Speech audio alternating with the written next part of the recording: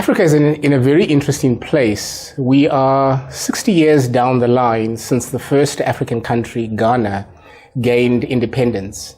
And yet, most of the narrative around Africa has been around the Dark Continent, a continent that is filled with corruption, ethnic wars, fights over resources.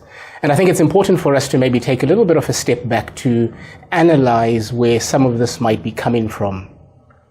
I personally think that Africa is suffering from an identity crisis. If you look at the history of Africa, we are that continent that was severely undermined, first of all, because of slavery.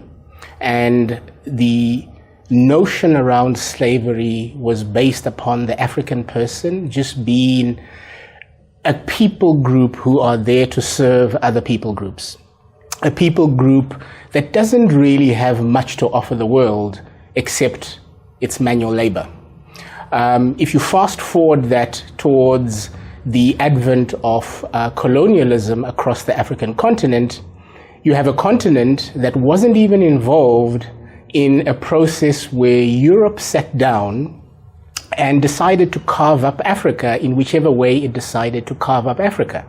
A lot of that carving of Africa happened where even tribes that were typically family were broken along lines of country boundaries that were set up through the whims of people who sat in Europe and came up with those boundaries. So you have a continent that was completely brought into a place of tension and turmoil because people groups were separated.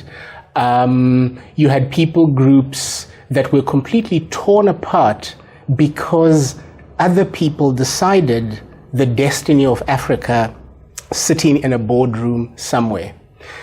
This goes even further.